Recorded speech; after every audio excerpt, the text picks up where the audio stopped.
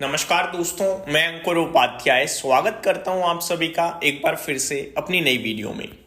दोस्तों, कल से लेकर फ्राइडे तक कहां पे होगा बड़ा एक्शन, इसके बारे में आप सभी के साथ इस वीडियो में डिस्कस करने वाला हूं। सबसे पहले मैं आपको बताना चाहूंगा दोस्तों, बड़ा एक्शन तो पूरे हफ्ते होगा और कुछ ऐसे इवेंट्स हैं जो लगातार चलेंगे, जैसे कि यूएस ईरान का मामला, उसमें कब क्या डेवलपमेंट आ जाए no one knows.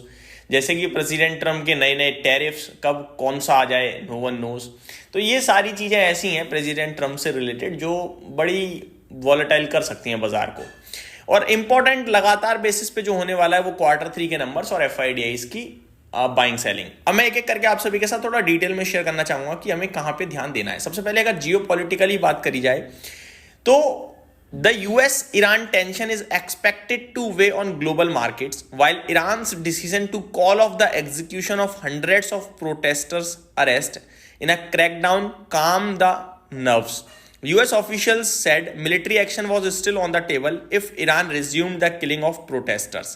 The US military was sending additional defensive and offensive capabilities to the region to be ready in case Trump ordered a strike. Times of India reported, quoting US sources, the Abraham Lincoln aircraft carrier and its strike group were making their way to Middle East from the South China Sea. More air defense system, fighter jets and possibly submarines were also expected to arrive in the region.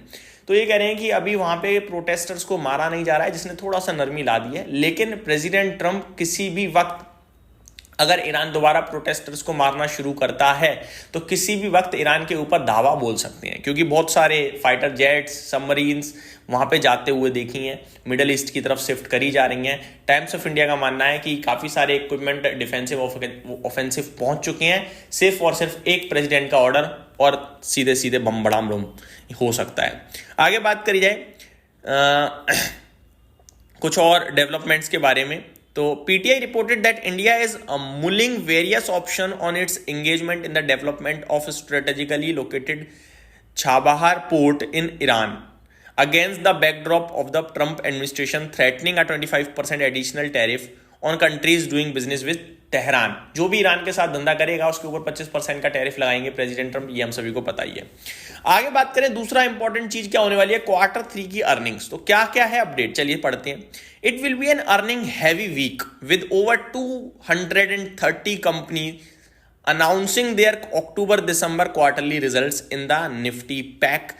कौन कौन से लगभग 230 ऐसी कंपनियां हैं जो अपने Q3 के नतीजे पोस्ट करेंगी। और निफ्टी से eternal, Kotak Mahindra bank, UltraTech cement, Indigo, ये कुछ बड़े नाम हैं जो अपने नंबर पोस्ट करेंगे। वहीं बाकी बात करी जाए तो LTI माइंट्री, PNB, Tata capital, ITC hotels, Adani green energy, IndusInd bank, urban company, ये भी अपने क्वार्टरली नंबर्स पोस्ट करेंगे। आगे देखा जाए तो the market will also react to the earnings of Reliance Industries and Wipro, who announced their results after market hours on Friday, and HDFC Bank, ICICI Bank, Yes Bank on Saturday। तो ये कुछ important results हैं जो आ चुके हैं और कल इन पर रिएक्शन आएगा।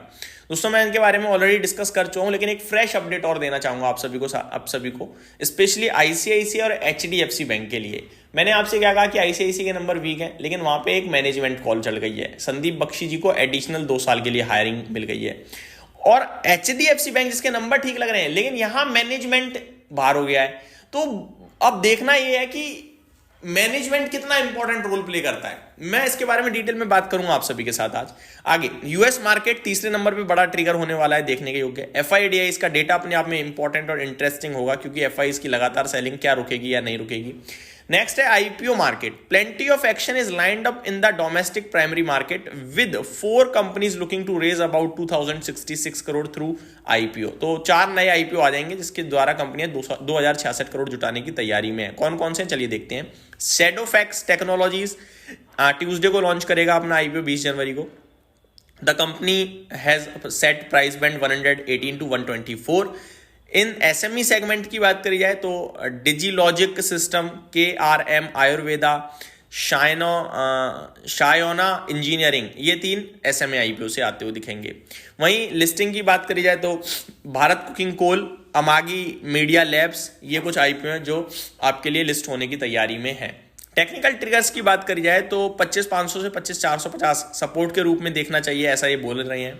वहीं इंडेक्स के लिए ऊपर में 25,875 से 25,900 रेजिस्टेंस के रूप में सामने आता हुआ दिखेगा। सातवां ट्रिगर है रुपी और डॉलर। रुपी डॉलर की बात करी जाए तो लगातार रुपया कमजोर हो रहा है, जो कि चिंता का विषय है। अब देखना ये संभलेगा या नहीं संभलेगा। आठवां ट्रिगर है गोल्ड सिल्वर ट्रेंड, लगातार तेजी में चल रहे हैं कि और तेजी में आएंगे, क्योंकि यूएस और ईरान के बीच में तो विवाद छिड़ ही रहा है। साथ ही साथ अभी यूएस ने ग्रीनलैंड एक्विजिशन के विरोध करने वाली कंट्रीज पे भी एक टैरिफ अनाउंस कर दिया कल रात, जो मैंने डिस्कस कर चुका हूं। तो वो भी एक इंटरेस्टिंग पार्ट होगा। इन सबके बाद क्या और तेजी बनेगी यहाँ। कॉर्पोरेट एक्शंस की बात करी जाए तो काफ़ी सारे स्टॉक्स हैं कॉर्पोरेट एक्शन में। मैं आप सभी के साथ डेट और एक्शन पर्टिकुलरली डिस्कस करता हूं, जिसके लिए मुझे 1 सेकंड का समय लगेगा। हाँ जी, अगर बात करें स्टॉक्स की तो कॉर्पोरेट एक्शंस में आपके लिए बैंक ऑफ महाराष्ट्र, जिसका डिविडेंड आता हुआ दिखेगा आपको ₹1 प्रति शेयर का एक्स डिविडेंड। एनएलसी इंडिया 20 जनवरी को ₹3.60 का डिविडेंड है। 21 जैन को एंजल वन ₹23 का एक्स डिविडेंड ट्रेड करता हुआ दिखेगा। तो ये आपके लिए कुछ कॉर्पोरेट एक्शंस भी हैं जो होते हुए दिखेंगे। इस वीडियो में सिर्फ इतना है, अगली वीडियो में स्टॉक स्पेसिफिक बात करेंगे। बने रहिए चैनल के साथ। Thank you so much for watching this video. Have a great day guys.